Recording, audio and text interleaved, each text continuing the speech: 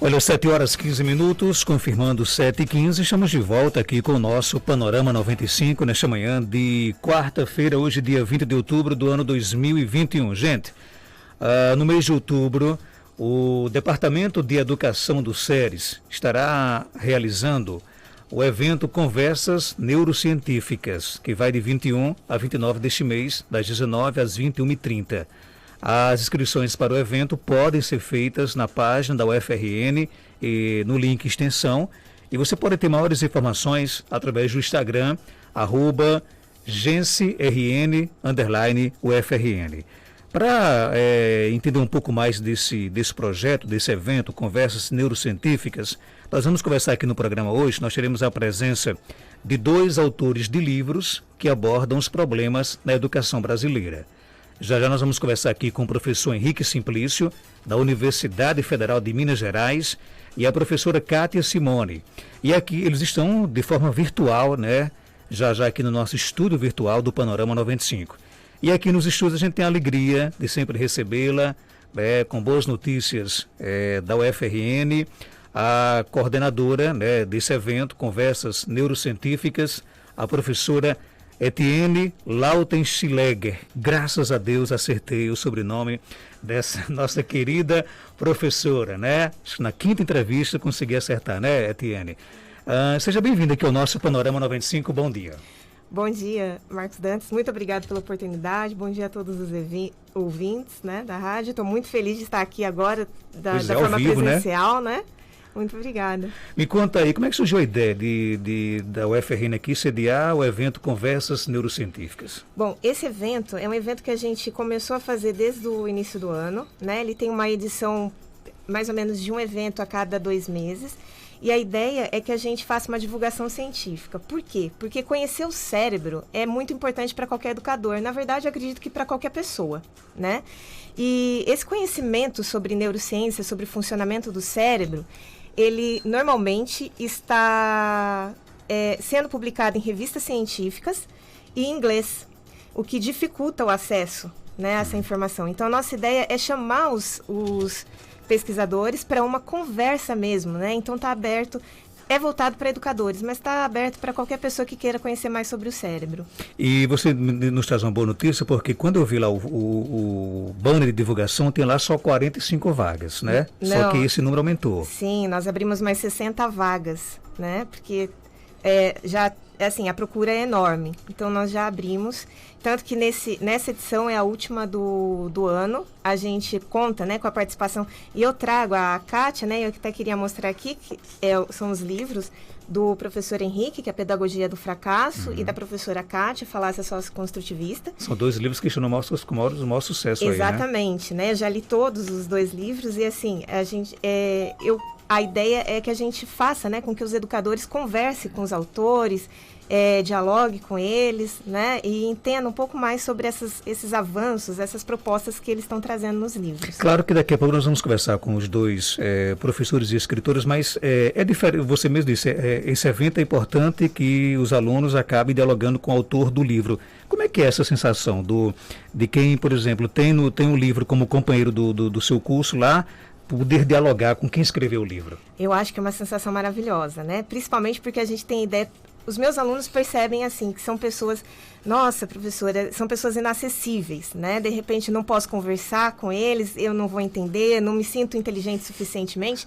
E aí, quando você vê, né, como os autores aqui que estão disponíveis para conversar, numa conversa que é bem informal, onde você tem toda a possibilidade, né, de falar sobre a sua ideia, de até conversar mesmo sobre o que você pensa, suas dificuldades, eu acho que é muito enriquecedor.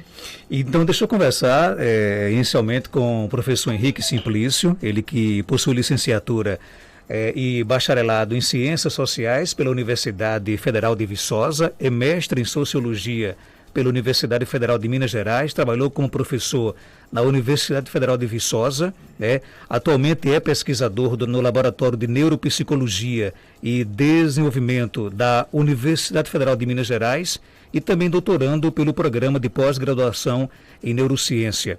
Professor Henrique Simplício, seja bem-vindo aqui, uma alegria imensa recebê-lo aqui no nosso Panorama 95. Bom dia, professor.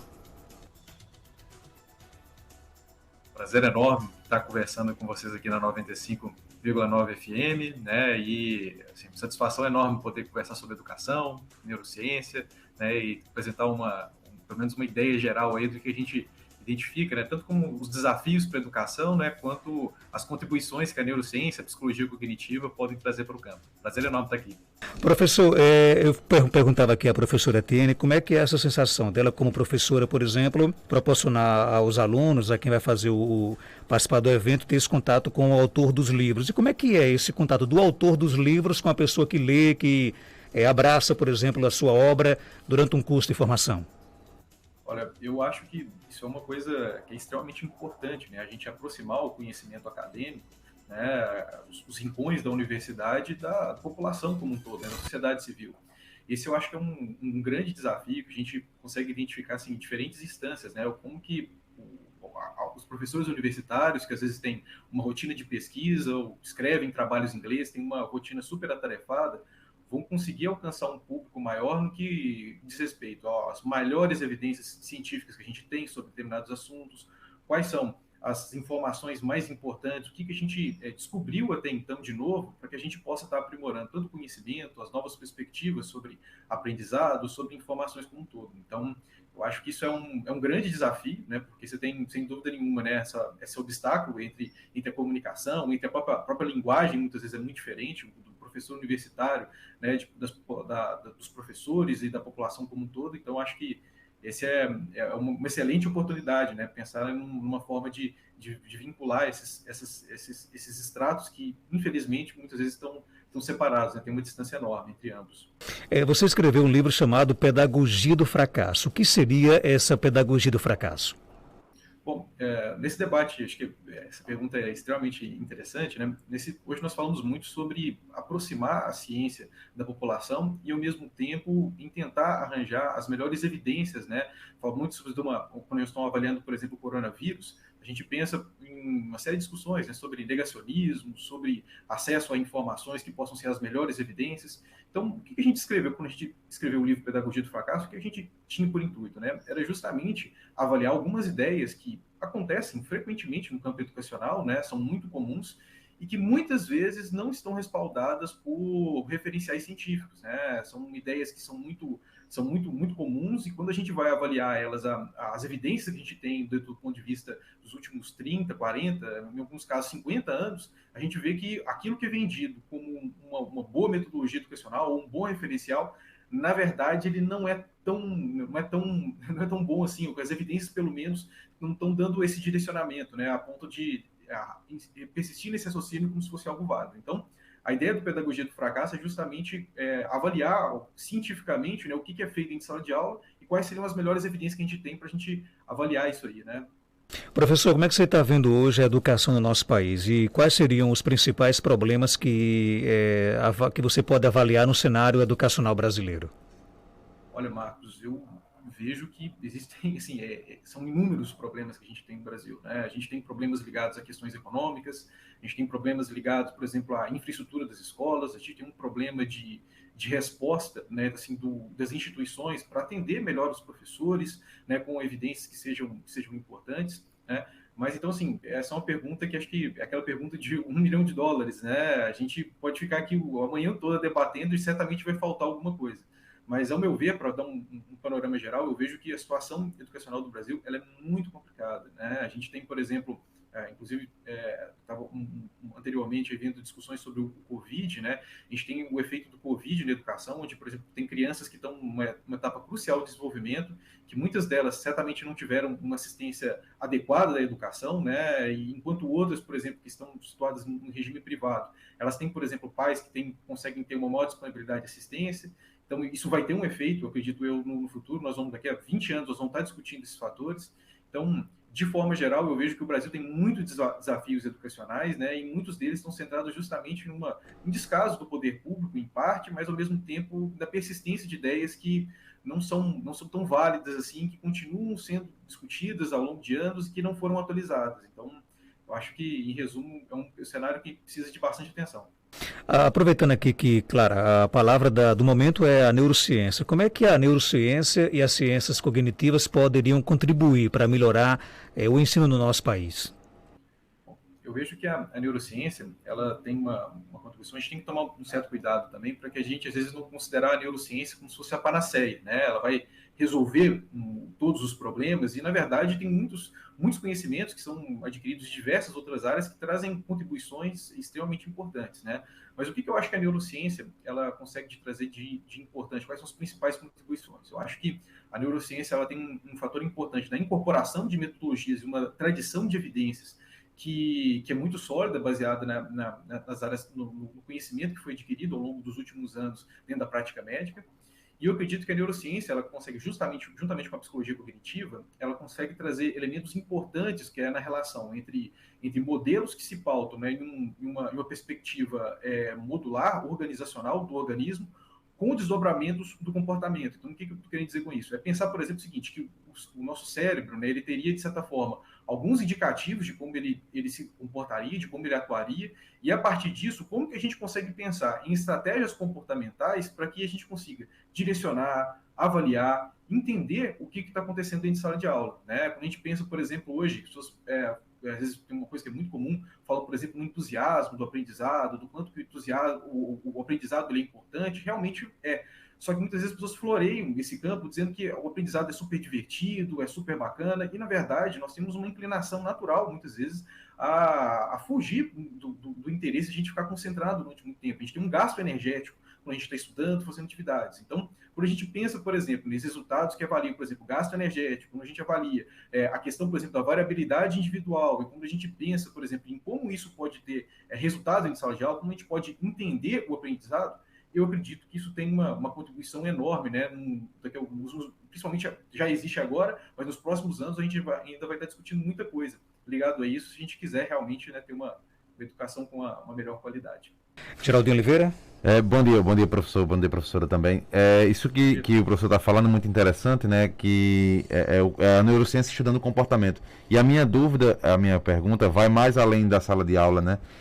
Eu acho que todos nós que estamos aqui, né, conseguem observar que essa geração atual, né, ela está muito ligada à internet, às informações, aos jogos. Se você pegar qualquer adolescente aí de 10 ou 14 anos, tá jogando, né? Além de assistir a aula, tá no jogo. A neurociência consegue explicar esse comportamento, né? Consegue dizer que geração é essa, né? Que tá voltada para esse caminho mais online, e se isso é tecnológico, isso é prejudicial, não é? E os pais, eles têm um papel importante. Como é que dá para explicar que geração é essa que a gente tá vivendo aí?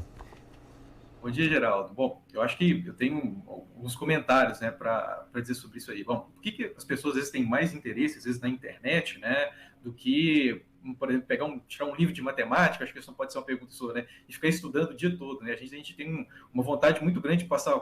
Acho que muitas pessoas conseguem ficar o dia todo no YouTube, mas quando vai assistir meia hora de exercíciozinho ali de matemática, já fica cansado, já começa a arranjar um subterfúgio para isso, né? Bom, a gente até comenta um pouco no nosso livro que existem, evolutivamente, a gente consegue separar dois tipos de habilidades cognitivas, né? As habilidades cognitivas primárias e as habilidades cognitivas secundárias, né? Ou biologicamente secundárias. Então, o que acontece? Nas habilidades cognitivas primárias, é como os nossos ancestrais, né, eles tinham uma série de atividades que eram muito comuns e que o nosso organismo foi adaptado para fazer isso, né? Por exemplo, jogar bola. Jogar bola é super divertido, né? Assim, a gente tem a gente consegue ficar, muitas crianças têm um interesse enorme nisso, conseguem ficar muito tempo fazendo atividade e não se sentem nem um pouco cansadas, porque existe no nosso processo evolutivo, ele se adaptou de certa forma para que a gente utilizasse desse tipo de habilidade, né, ao longo de sucessivas gerações. Agora, quando nós estamos falando, por exemplo, de habilidades como aprender a matemática, aprender a ler e escrever, essas habilidades elas não são intuitivas, né? O nosso sistema evolutivo do nosso córtex pré-frontal, juntamente com as áreas ligadas a isso, né, que estão associadas ao processamento fonológico, né, e uma série de outras questões, eles não são tão recentes assim, né? A linguagem, a escrita, a gente tem, por exemplo, quantos milhares de anos, né, que a gente consegue 10 mil anos, né, 20 mil anos, que a gente desenvolveu a escrita. Então, a gente tem que pensar que essas atividades que nós estamos falando, por exemplo, do aprendizado, elas normalmente demandam um processo cognitivo que o nosso organismo não foi aparentemente tão desenvolvido assim para aprender certas atividades. Então, o que acaba acontecendo é que a gente começa a perder o interesse nessas questões. A gente cansa muito mais fácil, a gente sente um desgaste muito maior, né? Então, o que eu acho que é importante ver isso? A gente consegue muitas vezes ver um vídeo no YouTube, ver vídeos de pegadinha, ver vídeos de diferentes atividades, assim, justamente porque essas atividades, elas são intuitivas, né? A gente consegue ver, mais que a internet, ela tem uma codificação própria, seja criada, mas a gente não precisa de muito esforço para digitar, né, um vídeo e ficar o tempo todo assistindo. Agora, quando nós estamos falando, por exemplo, né, de interpretar símbolos, da gente ler um texto que às vezes é muito denso, aí nós estamos falando de um esforço cognitivo que é muito maior e que o nosso organismo tende a fugir muitas vezes desse esforço, às vezes desse gasto energético. Então, eu acho que, resumindo aí, não sei se eu respondi muito bem, né? Acho que as gerações se sentem mais atraídas por essas atividades, justamente porque existe uma inclinação natural delas para se interessar, por exemplo, por moda, por jogos, né? Por coisas que são muito... são mais intuitivas e demandam menos tipo de habilidade comparativamente com você pegar, às vezes, uma continha matemática que tem uma série de símbolos ali, uma série de representações numéricas que tem um trabalho enorme, né, para resolver essas atividades. E essa realidade, ela é positiva ou negativa, na sua opinião? E se é negativa, tem como mudar? Dá tempo ainda? Não sei. Pois é, assim, eu acho que a gente tem que pensar sempre que, assim, hoje, as sociedades modernas, né, que são extremamente desenvolvidas, elas investem justamente nessas habilidades cognitivas secundárias, né, que são justamente esse trabalho, né, de você aprender a ler, você escrever, né, e tal, assim, né, de você ter um conhecimento informatizado, o domínio de certas técnicas. Olha, para você ver aí, né, a questão da pandemia, a quantidade de áreas de crescimento de tecnologia, de informação, de programação. Então, assim, isso é uma realidade que a gente não tem como fugir dela, né? Agora, o que a gente tem que assumir, de certa forma, né, é que, assim, se o ensino e o aprendizado, eles costumam ser naturalmente desgastantes, como a gente pode pensar em estratégias para que a gente consiga compensar, né, esse desgaste natural que é o aprendizado, né, esse processo que existe dentro dessas interações entre, por exemplo, assistir vídeos no YouTube, como que a gente consegue melhorar isso ou dar atenção individualizada para os alunos que têm dificuldade. Só que, mais uma vez, né, é importante a gente sempre assumir que o conhecimento, ele naturalmente vai ter, se a gente aprender uma nova informação, ele normalmente demanda esse esforço, essa obstrução de você lidar justamente com coisas que você não está acostumado. Então, se é o que eu vejo, por exemplo, que eu acredito que, sem sombra de dúvida, a gente tem que investir nessas habilidades cognitivas secundárias, isso é uma realidade, se a gente não quiser ficar para trás. Agora, né, a gente tem que assumir, de certa forma, que, sim, é uma atividade difícil e que a gente tem que, né, pensar em como contornar esse problema, não ficar muito floreando, às vezes, como vai ser divertido, né, aprender uma conta de polinômios. Isso vai ser muito difícil, né? Acaba dificultando, né, as coisas. Ok, vamos trazer aqui para a nossa roda de conversa a professora Kátia Simone, né, Benedetti, ela que é licenciada em Letras em 1993, especialista em psicopedagogia, é mestre em educação musical, atualmente é educadora musical e professora de língua portuguesa na Rede Municipal de Ensino de Itatiba, né? Atuando principalmente nas seguintes áreas: educação musical e pedagogia. Professora Kátia Simone, seja bem-vinda aqui ao nosso Panorama 95. Queria que você inicialmente falasse aí da alegria de poder participar desse evento que o SERES da UFRN realiza aqui na nossa região. Professora Kátia, bom dia. Será que nós perdemos o contato com a professora Kátia? Deixa eu só... ela continua aqui conosco. Professora, você nos escuta? Acho que perdemos um pouco. Vamos restabelecer o contato aqui com a Kátia. Enquanto isso, Etienne, me fala aí, para participar do evento, como é que a pessoa faz? Bom, página do Instagram, né, que é @gencem, GENCEM, _UFRN. Tem todas as informações lá, tem o link também. E aí também já aproveito, né, enquanto a professora Kátia não aparece aí, para falar, né, que a gente também tem outros temas além desses dois. Vamos falar sobre cognição e matemática, sobre mitos da aprendizagem e sobre também funções executivas e criativas durante o período. Professora Kátia, nos escuta? Bom dia. Oi, bom dia. Agora sim. Eu estava tendo problema com o microfone. Ótimo, seja bem-vinda aqui ao nosso programa, professora. Bom dia, muito obrigada, eu agradeço, é uma alegria estar aqui participando. Queria muito agradecer a professora Etienne pelo convite. E vamos conversar. Olá, então, professora, em que aspectos, na sua opinião, do ponto de vista do processo de ensino-aprendizagem, o socioconstrutivismo ele é falacioso? Então, eu vou retomar um pouquinho a pergunta que você fez lá para o Henrique, né, sobre essa questão da interação entre os autores dos livros, o conhecimento acadêmico e os leitores, né? Então, eu só queria voltar um pouquinho antes de responder a sua questão pelo seguinte: isso é muito importante. A gente, quando a gente escreve, a gente precisa desse retorno dos leitores, né? E no meu caso, eu não sou acadêmica, eu não tenho uma vida na universidade, né? Eu sou uma professora de ensino fundamental de rede pública, então eu estou lá diariamente no chão da escola. E a minha tentativa, né, como o Henrique mesmo falou, é de tentar fazer essa ponte entre o que eu vejo que é relevante, está sendo produzido aí na área da academia, para a educação. Porque como professora há 25 anos, o que eu vejo? A educação, ela é um universo muito preso, muito fechado, em em certos paradigmas, né, educacionais, pedagógicos, didáticos, curriculares, e isso está sendo muito nocivo para os professores, aqueles que são comprometidos e se desesperam porque não conseguem promover aí, ver o aprendizado efetivo dos alunos e também para os alunos, principalmente. Então, como eu sou uma pessoa muito inquieta, e como diz o professor Vitor, né, Henrique, eu sou muito metida e atrevida, eu, logo que eu comecei a lecionar língua portuguesa, né, eu já detectei aquele padrão de erros e de dificuldade das crianças a partir do sexto, né, ano, na leitura e na escrita, então eu comecei a investigar de onde vinha isso. E aí que eu chego na sua questão, né?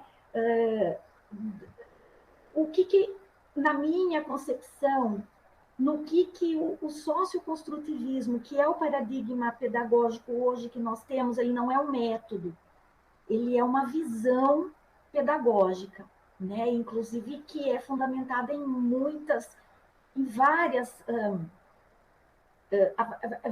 vários conceitos de vários autores, de várias teorias, né? Mas enfim, no que eu vejo que ele é falacioso?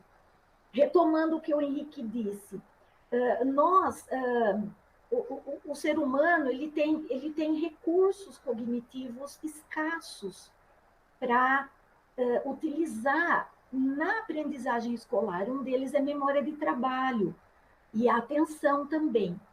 E o socioconstrutivismo, o que ele faz?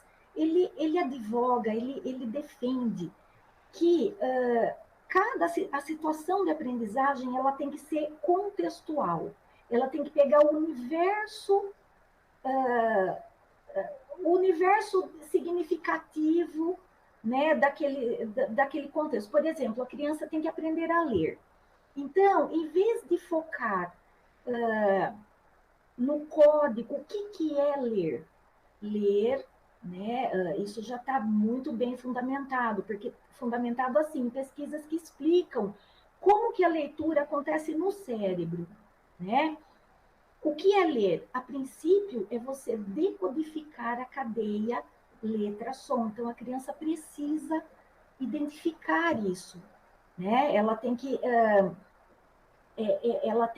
decodificar a cadeia, né, de letra-som da palavra. Aí ela vai acessar a pronúncia da palavra, que é a pronúncia, ela é a realidade primeira da palavra, ela é a realidade física da linguagem, concreta. Quando o bebê nasce e ele começa a adquirir a linguagem, como que ele faz isso? Processando a fala, a pronúncia, então a sonoridade. E aí, como que o socioconstrutivismo peca aí já na alfabetização e nessa questão do trato da língua? Ele foca o sentido da mensagem. A gente fala que ele é focado no nível discursivo da linguagem. Então, desde lá o primeiro aninho, os professores eles perdem 99,9% do tempo por conta do currículo que assim determina, em analisar o nível discursivo da linguagem. Então, a linguagem ela é sempre trabalhada com foco no seu referente. Então, a criança ela sempre está trabalhando com textos, com as histórias, com os personagens das histórias, com os referentes. Então, a palavra significa maçã, então foca o sentido, a fruta, a maçã, e aí vai. E a parte fonológica da linguagem é minimamente trabalhada, inadequadamente trabalhada. E aí a criança vai avançando nos anos escolares com essa dificuldade que eu chamo de metalinguística. O que é? Ela não consegue pensar na linguagem pela linguagem, na palavra como um símbolo, um signo sonoro, né? E isso vai dificultando aí todo o processo de aquisição da leitura e escrita, que, por sua vez, não se consolida e a criança não consegue adquirir essa fluência leitora para ter a leitura e a escrita como ferramenta de aprendizagem. Então, essa aprendizagem geral, no nível discursivo, do texto, né? E a gente vai na BNCC, a BNCC fala a unidade de ensino da língua portuguesa é o texto, já, desde sempre. Isso consome, faz com que o ensino se perca em atividades ali que consomem a memória de trabalho da criança, jogam a sua atenção para outros cantos, né? Que não o pensamento sobre a linguagem, a estrutura da linguagem e como ela funciona. Então, eu vejo que é isso o maior problema do socioconstrutivismo. Ele causa uma lacuna imensa na leitura e escrita. Eu não sei nada sobre o conhecimento de matemática, mas eu acredito que seja por aí. E conforme as crianças vão passando os anos, como elas não adquirem nunca essa fluência, a leitura está sempre truncada e obscura, e elas acabam lendo, né? Porque a estratégia que acabam desenvolvendo, porque o ensino força isso, é a estratégia de leitura global, que a criança bater o olho na palavra e tentar adivinhar que palavra que é pelo contexto, né? Então ela não lê. Então, quando ela chega no sexto, sétimo, oitavo e daí para frente, os textos que ela tem que ler das disciplinas ciência, história, geografia, eles começam a se tornar mais complexos, né? Vocabulário vai ampliando, ficando mais difícil, e elas não dão conta, porque elas mais da metade das palavras elas leem de maneira errada. Ou seja, elas não acessam a pronúncia da palavra, né? Então, se elas não acessam a pronúncia, elas não acessam a palavra. Não tem como ter reconhecimento da palavra. Então, e aí elas não conseguem utilizar a leitura para adquirir conhecimentos aí de geografia, de história, de matemática no enunciado, né? Eu vejo que o maior problema do socioconstrutivismo é esse, e ele é um paradigma que é fortíssimo na educação. Praticamente todas as universidades de pedagogia do país estão formando ainda professores nesse paradigma. Eles chegam assim na sala de aula acreditando que, por exemplo, a psicogênese da língua escrita é o que se tem mais de moderno em relação à teoria da modelo de leitura e escrita das crianças, de explicação, e não é. Além de ele não ser nada moderno, ele é inteiramente equivocado. Ele já foi completamente refutado, né, aí por pesquisas da neurociência da leitura. E é isso que nós temos hoje na Base Nacional Curricular.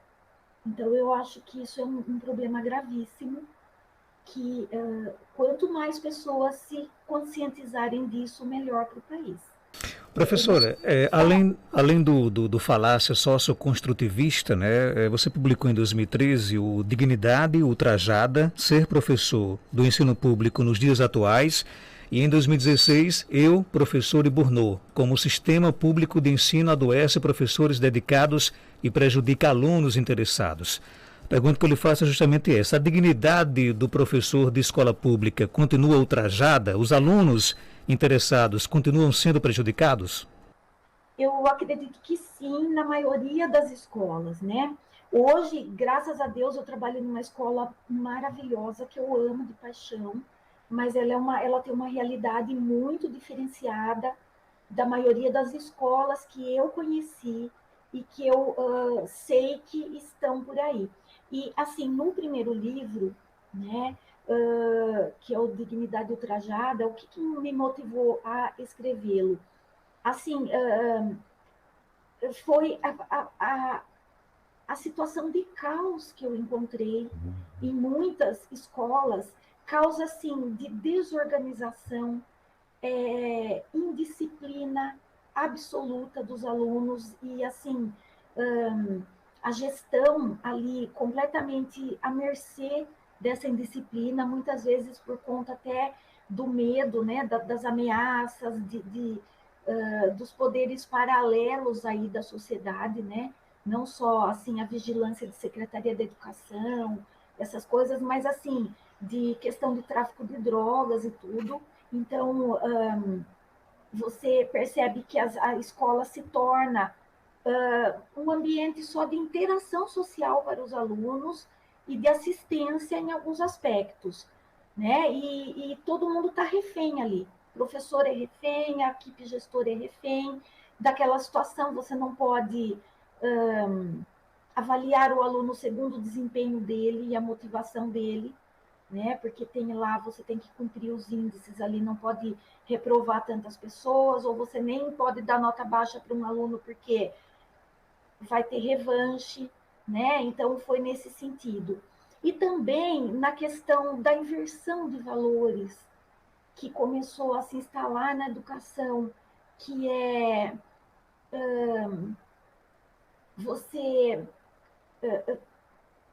não poder mais ensinar, né? Desvalorizou demais a questão do ensino instrucional, de você transmitir conhecimentos prontos para o aluno, como se isso fosse nocivo. Então, nessa ânsia e aquilo que o Henrique falou, de tornar sempre o aprendizado lúdico e fácil. É lógico que o aprendizado tem que ser motivador, ele tem que ter coerência, ele tem que ser ele tem que ter qualidade. Mas há certos tipos de conteúdos escolares que eles vão exigir esforço, eles vão exigir muito esforço de alunos e professores. E vai exigir um ensino instrucional, sim, transmissivo, sim.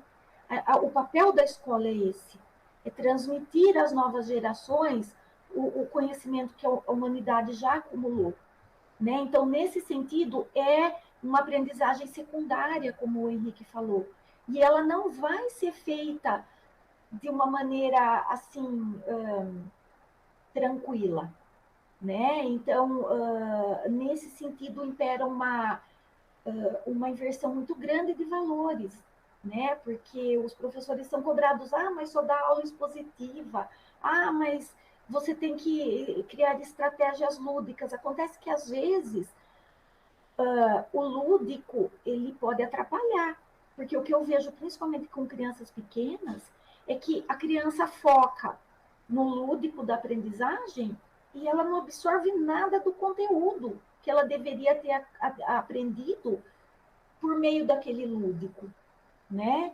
Então, é complicado. E nesse sentido também, é isso, assim, esse primeiro livro foi por isso. Na época eu trabalhava em escolas, assim, nas quais eu ficava completamente incomodada, né, com essa situação, essa inversão de valores. E o segundo, né, o Eu, Professor e Burnout, não é a minha história, ele é um livro crítico, porém ele é biográfico, né? Nele eu conto a história de uma professora em coautoria com ela, se chama Iria Di Marco, ela é de Curitiba, ela me escreveu depois de ler o meu primeiro livro, né? Ela falou, Simone, você não quer escrever a minha história, porque eu sempre fui uma professora tão apaixonada, tão motivada, e eu acabei adoecendo diante dessas circunstâncias, dessa inversão de valores, dessa impossibilidade de ensinar, desse caos, né, das escolas, da indisciplina, a ponto de eu ter que me aposentar por invalidez.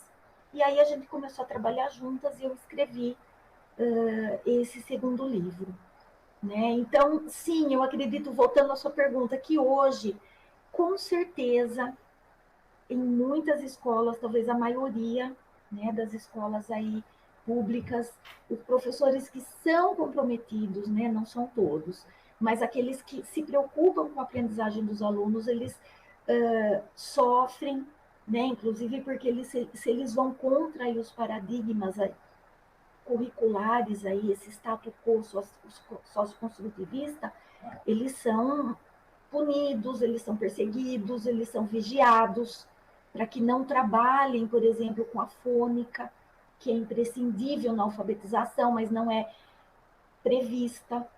Então, né? E certamente, com certeza, absolutamente, os alunos interessados, eles estão sendo prejudicados por essa estrutura curricular que nós temos hoje. Isso eu não tenho dúvida nenhuma. É uma realidade assim que a gente vê todo dia, né? Ok, eu quero aqui agradecer aos professores Henrique Simplício, Kátia, Simone. Obrigado pela participação de vocês aqui no nosso programa. Acho que foi uma discussão muito rica nessa manhã de quarta-feira, viu? E para fechar aqui, professora Etienne, vamos então só reforçar, né? O evento Conversas Neurocientíficas, ele começa amanhã, não é isso, né? Quem quiser participar, temos vagas suficientes ainda? Temos. Abrimos agora 65 vagas. Então, você é só acessar, se inscrever, totalmente gratuito. E a ideia é aproximar e promover esse diálogo mais direto entre nós, né? Não só com os educadores, mas com todo mundo que está participando. E ele vai ser totalmente virtual? Totalmente virtual. Das 19 às 21h30. Exatamente. É isso. Para quem é o público, qual o público que você consegue imaginar que é o interessado em participar de um evento como esse? São os licenciandos, né? Seja de que área que for, pedagogo, enfim, matemáticos e educadores em geral. Vamos lá, então, só reforçar, para participar, basta só acessar o site da UFRN, link extensão, isso. É isso? E no Instagram? Também, a gente tem no Instagram toda a programação e também tem um link lá para acessar também, quem não conseguir acessar pela UFRN. Vamos só então repetir aqui, gente, o Instagram é o GensenRN, né, _ UFRN. Isso. Professora, obrigado pela sua participação. Eu que agradeço mais uma vez, muito obrigada. E algo mais a acrescentar, pode ficar à vontade. Eu só quero agradecer mesmo pela oportunidade, né, e falar que amanhã estaremos todo mundo junto, aguardo vocês lá para a gente discutir mais sobre educação. 7h54.